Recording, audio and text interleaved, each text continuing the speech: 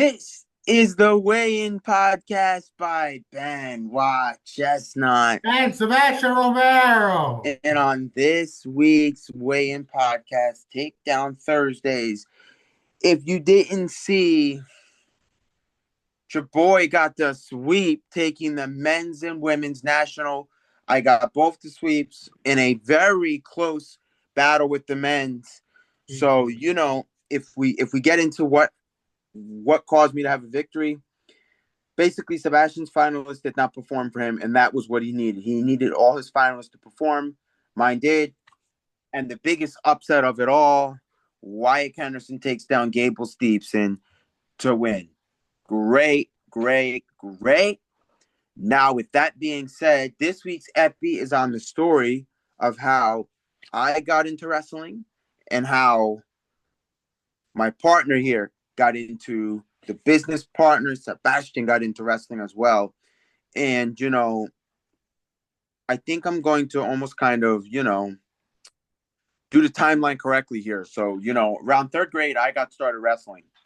And when I started wrestling in third grade, I enjoyed it very well. I enjoyed the wrestling sense that I was able to do.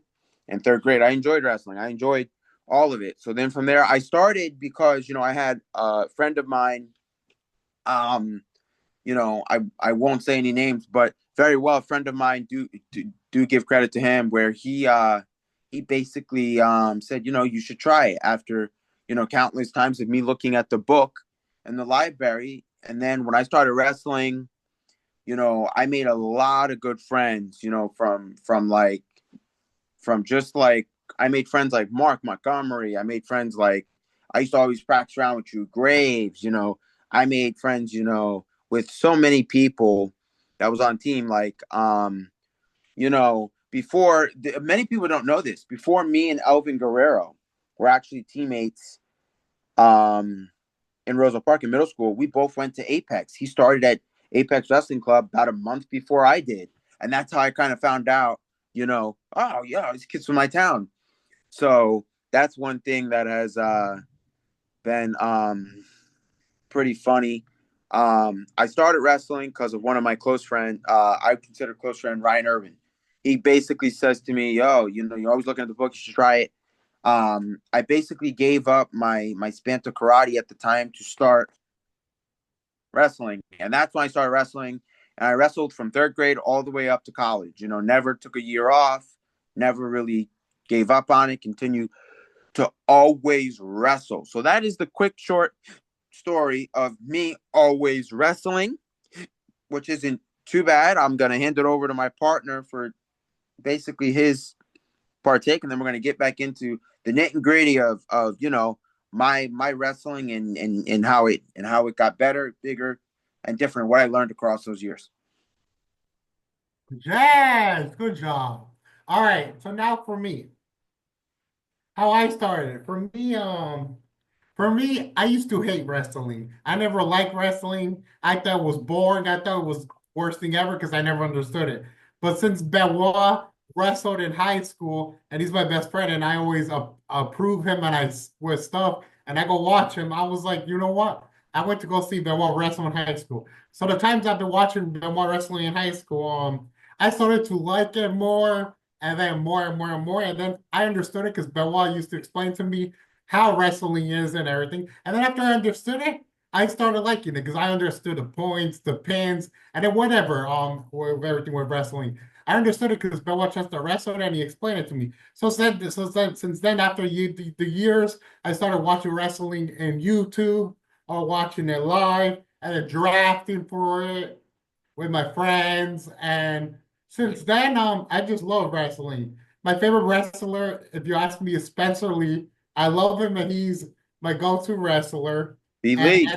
Anthony Knox, and there's so many great wrestlers I like. And to this day, I watch championships on ESPN Plus or YouTube TV, or I watch YouTube videos on wrestling because it's entertaining now. That I went from somebody who hated wrestling to somebody who loves wrestling, and I think wrestling is entertaining, and it goes with every single sport in general. You could say you hate the sport, but if you really don't know what it's about, study it first and learn from it, then you're gonna like it. So I think wrestling for me, I used to not like it to now that I do like it. I think it's entertaining. When I go work out in Planet Fitness, I love watching wrestling videos because they're so entertaining and good. And when I'm in the massage too there, I look at wrestling videos because wrestling videos are entertaining and the music they play with the wrestling videos are really good. And to this day, I love wrestling and I watch it to this day. And I think wrestling is so good and so awesome. And I think if you don't like wrestling, watch it and get used to it, and then you'll love wrestling. As for me, I came from somebody I never liked wrestling to I love wrestling. And wrestling is something great and energetic, and it's crazy and everything. But wrestling has a positivity in my life, and I love wrestling now. Thanks to Ben Watchester who showed me it. Yeah. So with that being said, due to be noted here, a lot of times when everybody starts out in a sport, you're not always a fan. But with that being said, I took the leap of faith wanting to wrestle, and that just kind of fueled the fire. I wrestled, like I said, third grade all the way up to college. I never really, let go of the sport in a sense at all. Even in middle school, I had so much fun wrestling. I didn't care, like, you know, in seventh grade when I was in middle school, I didn't win not one match, but I didn't care. But following that year, I went to Apex. So sixth grade, I won one match, and then it was like, not a good season. Seventh grade was even got it, season was even worse. Then I took the chance to say, hey, two bad seasons, no, we got to get better. And that's when I joined Exactly. Apex and started wrestling at Apex. And when I started Apex, that's when my wrestling started to get better and better and better. And that's when I noticed that it was better for me. It's like John Egan, RW Wrestling Coach said before. It's those middle school years where you start to notice, whether you're serious about it. And I would agree. It's just so much that you get into those years and you start doing that. And I mean, like, it's hand in hand. Just such a great sport. It teaches so much to so many. It teaches so much discipline to be, it teaches patience because, if you don't get the first shot, you got to wait. You got to keep shooting and shooting and shooting. And, as me being a graphic designer, that goes hand in hand. You might not always, the first design, the client might not always approve and like, but the second one or the third one might be better for you. And that's just where that comes hand in hand. And like they say, boxing, I mean, not boxing, but wrestling is that sport where, it's hand in hand with football. I know we don't talk much about football on the pod, but, Exactly. football was, one of those sports. And I think we're gonna kind of chop this up right here. The football stories we could tell would go a lifetime, man. It would go. The things we experienced when we used to do chains for JV and varsity, there are stories to be told. There are stories to be told with that. But with that being said, to funnel on back into the wrestling, yeah, it was a sport where, I enjoyed it. I liked it. You know, upon being up at Apex, it was my season changed. I wasn't, it wasn't a winless. It wasn't winless anymore. It was better seasons. When I went to Apex, I learned that, there were tons of guys that were better than me. I probably got taken down by all of them time after time again. And that's when I got better. I got better. I said, you know what? This time he's not going to take me down. He's not going to do that. I learned very well. And for some of you folks who know and don't know, I also, after upon Apex, I did not go to eight. When I went into high school, it just wasn't a lot of time to continue over at Apex, going into a lot of stuff I did academic wise and just extracurricular. So when I finally did have time, I switched over to Brawl House. So that was another club where I got to meet wrestlers like Blake Bahana, John Poznansky, Christopher Fischetto. I was over there with a lot of people. That was probably, I want to say, a really good room I was in, like a really good room. Now the Apex room wasn't bad. You had the Mejia twins, you had Montgomery in there, you had Owen. Um, you had, when I was younger, you had Robert Howard in there. You had a lot of guys. You had High School Room was host of Nicholas Suriano and Anthony Ashnault at one point. Shane Griffith. There were rooms over at Apex and there was lengths over at Apex. And I'm not trying to compare the two clubs because they were great rooms left and right. And I think there was so much more that we were able to learn from, extensive wise, and just so much that just absolutely gave great lengths to just me wrestling, that it was just essential for me to get better, and I wanted to get better. And then there were times that, in my wrestling career, I was basically mentored to my senior year of high school. I was mentored to the JV. You know, a lot of them looked up to the things that I was able to do and the things I was able to do because, I was that in between.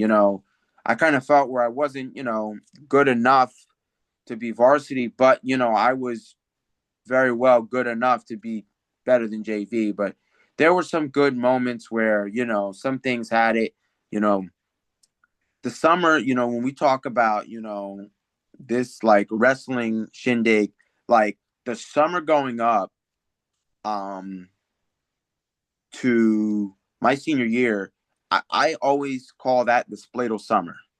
The Spladle summer. Because I hit like countless Spladles that summer. Left, right. Countless Spladles just to, and it would be times where, guy would be on a deep shot and Spladle, that was one thing that was countless. So when I talk about like, where wrestling was and how wrestling got into where wrestling was, there was so much that wrestling provided and critiqued and just many more that I learned so much from wrestling. And even then, a lot of people don't know. I think I've explained it on the podcast at one point. I learned the Spladle solely from YouTube. Like I YouTubed good wrestling move, and like it came up. I learned the move. It was a coach showing it with his wrestlers, and he said you hit this right, they ain't gonna get out of it. You gonna get your pin. And I always thought, well, maybe I might not be able to hit it, and I'm able to hit it. The first time I tried it was the summer before my senior year, so I was going into my junior year. My junior year, my sophomore year, after sophomore year, summer going into junior year, I tried this Play-Doh that summer, couldn't get it. Hit it, wasn't good enough. Didn't really try it again till the summer going into my senior year. And that was where it was really great. And it was something where it was like, wow, amazing. That was one thing that I went on and did really well. And, I'm just going to hand the floor back over to my partner here, to add in whatever he needs to put in for words, and we'll go from there. Um, no, I don't have nothing else. I just agree with you 100%. How you started wrestling, how I started, like your wrestling, and I just think wrestling is entertaining, and you'll get used to for wrestling every time or anything, and I think you'll get used to wrestling, and I think it's fun. And if you go see your friend who wrestles or your family member, or just go watch wrestling in general, I think it'll be a great opportunity. It creates mental toughness. Wrestling wise, it creates mental Exactly. toughness. Like it creates a way where it's like, hey, this is mentally tough. This is gonna be that person, this person. It creates mental toughness. Like it, no way, shape, or form does it not. You feel me? Like it creates that mental toughness in a way where it's like, okay, we're mentally tough here. We're gonna do what we're supposed to do. I think we're gonna build the way we're supposed to build. And countless Exactly. stories when it comes to wrestling, countless stuff. Got the lovely pleasure to go up to Penn State for team camp. That was just being able to meet guys that are NCAA national champions and all Americans. Is you learn so much, and you know to get after it and stay on a mat and really keep a solid defense is just you know it's just very well. It boosts the confidence. So now one of my all-time favorite times of wrestling, I still say, if we don't count college, because I had some countless moments of college, in high school, was seeing my teammate. He got beat by a wrestler and absolutely teched. Whereas me, I said, I saw him go down. He, my teammate knew he was gonna have to face me, and he said to me, he said, "Hey, when he gets Benoit, he's gonna meet his match. He's just not gonna roll right over." And he didn't, and he really didn't. He did not. The match came down to the third period. I ended up not winning, but I wrestled him way better than anybody that day had been able to wrestle him. So I kind of felt like it was great to pick up there and really make the guy work. Would have loved to have got the win, but didn't. So there was that. Coming into the Untold, and so now we're gonna kind of, how did wrestling fuel us to get Takedown Thursdays? We were running boxing already. We were doing that, and we said, hey, we need to film one more time. Like we can film twice. And we just kind of planned and planned and planned. This isn't, in no way, shape, form is this part two, because this is not near sheer fold, but we added wrestling. And then from there, before we even filmed our first wrestling video, we did months worth of, Sebastian did months worth of studying. Like, hey, so that's a takedown. What is this? What is that? How many points is this? How many points is that? Where the knowledge was not perfect when we filmed, but it was good enough that you understand the basic conception and concepts where even like, his choices, even like this year, drafted for the women's national and saw that day one wasn't well for him. Day two, he saw that he wasn't getting close to lead. When he came to the men's, he said, I'm going to beat you. I'm going to beat you. And when you look at that group he had, at the men's, he had a group where you look at it. I even said in the podcast, I said, if I even come close to him, because he had a good group, he had a really good group. And, he had Keegan O'Toole, it just, he had Gable Stevenson. I'm like, Gable's a good choice. And it was so much. But in the end, his group did not perform in the finals. And that changed the story. But that fueled us to, in other ways, that's why the way I'm like, we're always learning. We're always learning. And that's how we were, that's how he was able to get into, this podcast game.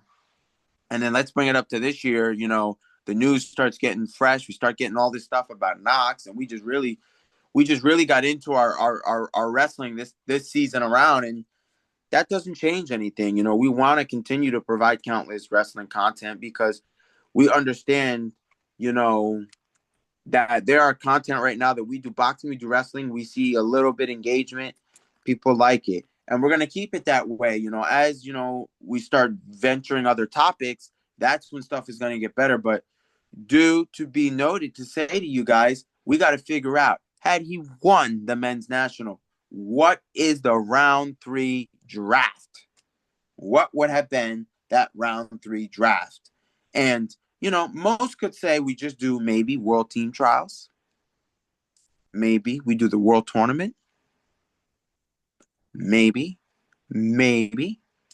But with that being said, just so much has come in, like, way and wise, that like we build ourselves this like fractionated, like, matters of like seconds. We go from not having an event to like literally being able to be at grappling, men of war, hand to hand with wrestling. And then like now we're like, all right, now we're running a whole wrestling seg, and we're doing so much more where we can kind of do things. And it's a lifespan of a story that is just like, man, without getting into too much of that part two, that how we got here now, it's just, wrestling played an exponential part of this weigh-in. Like there were countless times, we watch dual meets. It's so much that, it's just absolutely amazing for us. And to keep up on all that stuff is just really good. And as the Cowboys are going to graduate a lot, as you know, the weigh-in will always still be big fans of the Cowboys. But as next season, we're going to be shifting our focus as that Cornell group is going to get in there, as they're going to have Knox and they're going to also have Alessio Peretti. So, that's going to be a good Cornell group. So it's probably more than likely I could see this in the near future. Sebastian's going to more than likely talk about that Cornell wrestling. But I'm going to stick to my Cowboys. As we talked about that Cornell group on here before, we think they're going to be a solid group, that Cornell group. Now, the same way we said about the Cowboys, we called it. We said we wanted them to win, but they came away with a team trophy, and we knew they were going to be up there. We knew they were going to be up there. Now, let me tell you, that Cornell group, I think they're going to get some hardware if that group performs the way they should. You know, that is just an absolute superb group going up at Cornell when you talk about that. And that's what I'm talking about. We've learned instant knowledge of our wrestling. Like, man, you look at my team that I drafted for the men's, if we're going to go that route about it today, who would have ever thought? Dean Hammond Jr., my boy Dean, Wyatt Henderson to take the dub. I just had a superb group that the difference for why I won versus why he couldn't keep his lead, bonus points. We can't talk enough about it. The bonus points my guys were getting changed the difference between his guys. His guys weren't getting a lot of bonus. My guys were getting all that bonus. And that's the difference.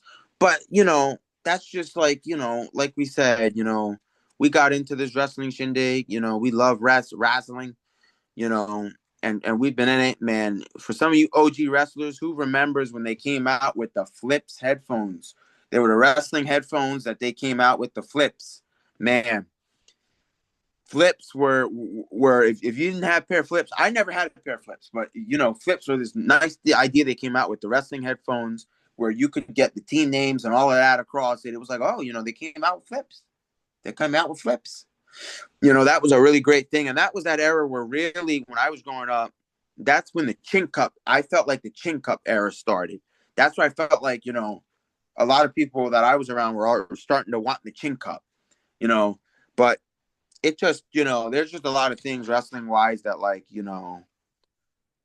people don't understand. That was like OG Jordan Burroughs and man, it was just a lot of stuff. Growing up, there were tons of guys that I looked up to that, fueled it enough that's why I stayed into wrestling. That's why I went and wrestled as far as I did and didn't really give up on the sport, But, wrestling's that thing where even with the injuries I had over the years, still keeping to wrestle, still doing some of the stuff and still being able to do the stuff that I'm doing is just really, really great thing to do. And, wrestling wise, it's a very fun sport. You know, it's just absolutely amazing. And that's the thing that I loved about it is you make so many memories. And that's the one thing that I like about what I was able to do is all the wrestling that I was able to do and all that stuff that it taught me so much more.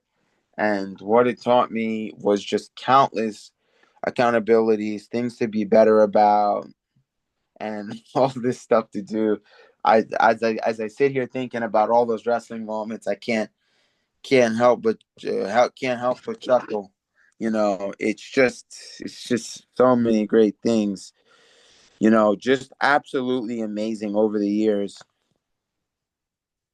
With all the wrestling stuff, with all the stuff being wrestling wise, and just being able to get after it.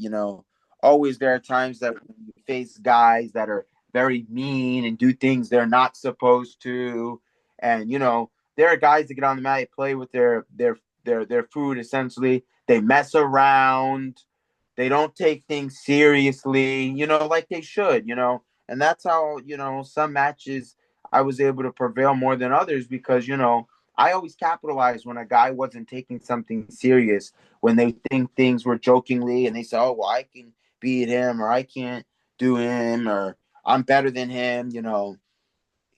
When you look at some of the group and some of the people, there's no, I think when I was really young, I had a problem of like, all right, this is more than just fun, it's both, it's stuff like that. It's what it's supposed to be, when you look at things like that.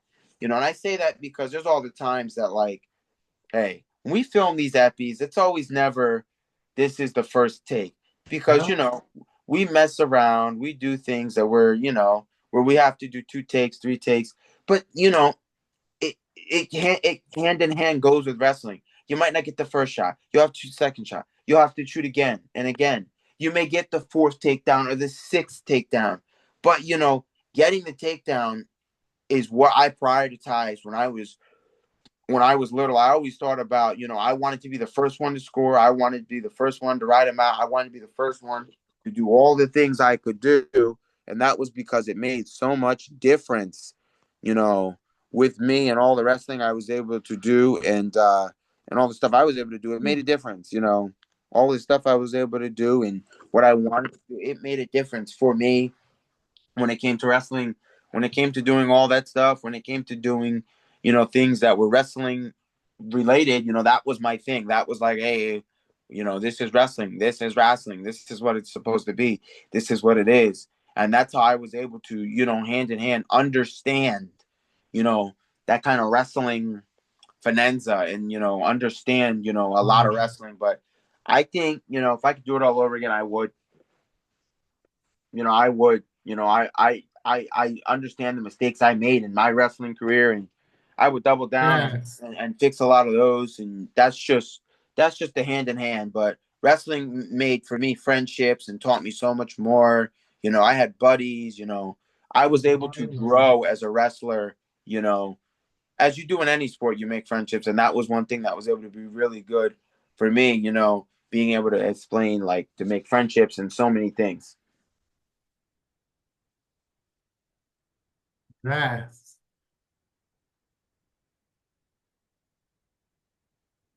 Yeah, I 100% agree.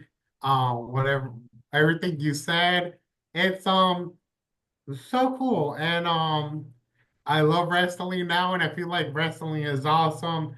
Getting to know wrestling with Chestnut, and then getting to meet other wrestlers when we went with the Wayne podcast. I mean, but that's all sports. All sports, you understand. In all sports, you make friendships, and it becomes a family. In just anything, in aspects of Exactly. when it comes to all sports. Yeah, all sports in general, and wrestling is really cool, and I love watching it, and I can't wait until we get invited or we send emails so we could go see more wrestling events because that would be really awesome. Absolutely, absolutely. When we talk about things like that, it's just amazing, amazing, amazing. I guess my question to you: how many friendships did you make, Sebastian, through sports? Let me see, let me see, let me see. I mean, it all depends. Like, I I made a lot of friends regular and then a lot of friends through sports.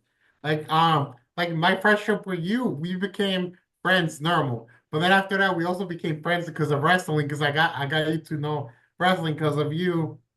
Then with football, I also got to friends because of football, and then same thing goes with like bowling and a bunch of stuff. I made friends. So explain that a little more about football.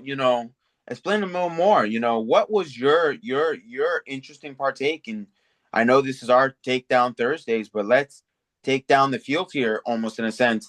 What was your interesting partake? Through your lime of light. I know you explained on podcasts before about how you used to always say you played football, but then you finally came out with the oh no you didn't. Where is the conungulation there, for you at least? What's the all attractionness of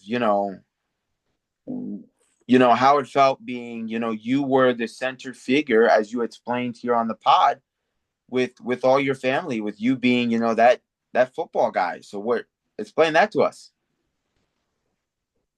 Like it's different situations and stuff. Like Yeah, I did every case is different. Every friend is different, every case is different. Everybody is affected in different ways by other people's, decisions and choices. like since I was little, I always wanted to be a football player. And then when I tried to play for the Roseburg Panthers, I made it and everything. But then I quit because I couldn't do it. So then my NFL career or my football career was over because and then the bad thing is that like I tell people, you should never lie because karma's gonna get you. And I learned that the hard way lying about me playing football. In reality, I played football, but not I didn't play no varsity. I didn't play nothing. I just did like regular practices of 3 days that I was there, and then I quit. So I never really played football when I just practiced. And I tell people I played because I don't know. I wanted to seem cool and I just wanted to lie that I played a sport. But then I was like, why am I gonna lie if karma's gonna get back to me? So I was like, you know what? I lied so many years since I was young. Now I'm like, I'm 25 years old, and I'm like, let's tell the podcast the real reason that I never played football, that I quit in 3 days or a week, and then that I just never played football regardless. And I'm happy I told the truth because now everybody knows I never played football. And I'm sorry to upset anybody, but I never played football. But I'm glad you people started playing football because of me and all that, because you thought I played football. But the point is, I quit football and you still play football. So I want to say, Only like, 2 years. like I want to say to my cousin Chris Pinto, and then to other of my family and friends who looked up to me and they play football because of me. I know you watched the last video and you're probably gonna watch this video and then be disappointed. But the point is, Chris, you played football all your years. You kept playing. You looked up to me and you played football because of me. But you still played and went all the way. To also my old family and friends that looked up to me. You guys played football. You did it. As long as I lied to you, it was worth lying and all that, but it was bad too because the positively I got from everybody who played football because of me, it really I never played, but I made everybody else play football, and that's how I made friends with more family and more friends because people looked up to me and played football because of me. In reality, I quit, but me lying to them, it was opportunity because they got to play football and they got to be good and go to the NFL or do whatever they're doing because they're good football players. And as much as I didn't do that, it doesn't matter because you succeeded in your dream. I will.